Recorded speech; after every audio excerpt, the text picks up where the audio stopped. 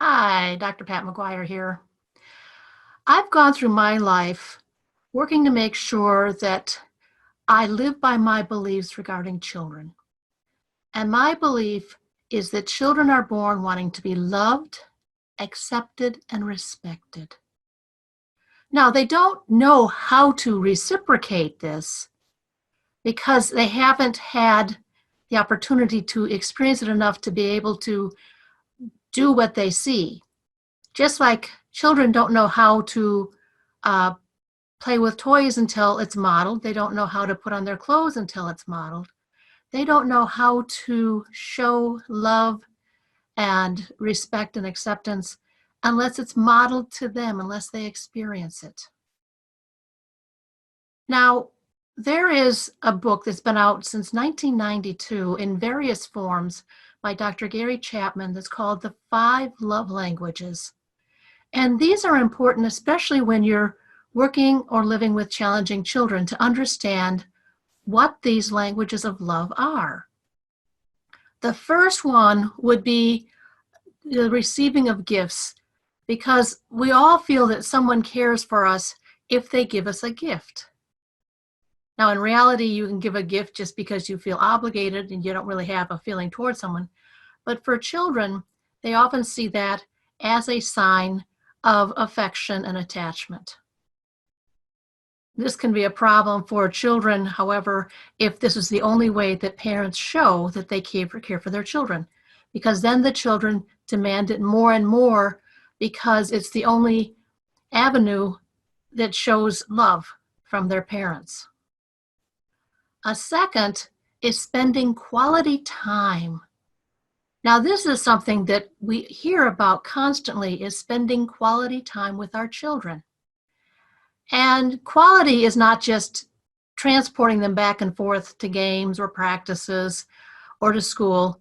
It's actually during that time sharing thoughts, memories, making plans to do things, and just being interested in what your child is interested in themselves or have experienced.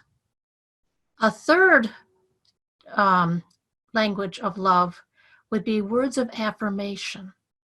And this is important because there are a number of adults who feel that children shouldn't be told when they're doing things right, because they ought to know they're doing them right.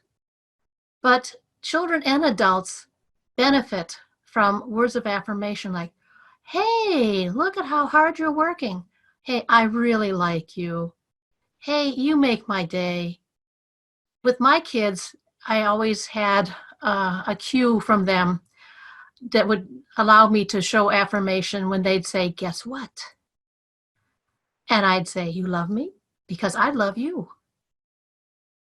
And that was important to them because they liked that. Because then if I'd say, guess what? They would say, you love me because I love you.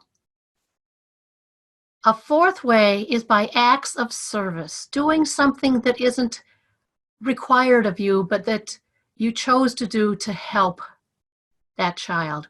Maybe it's helping them with their homework, helping them do their chores because they struggle with the sequences of steps needed to get them done. And then there's also the fifth love language, and this is called physical touch. Now, this is touch that is safe and secure touch. It might be a hug. It might be an arm around the shoulder.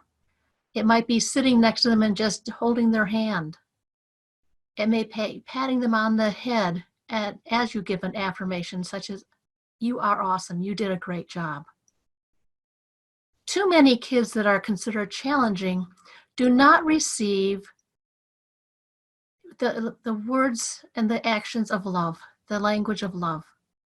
We need to spend more time making sure that we're communicating this, even as we make sure our expectations are known and that they are still held accountable and responsible for their actions. If their actions are because of difficulties with maybe their biology, of any neurodevelopmental disorder like ADHD or learning disabilities, we still hold them accountable that they got it wrong but then we help them master the steps that will allow them in the future to get it right. That is an act of service.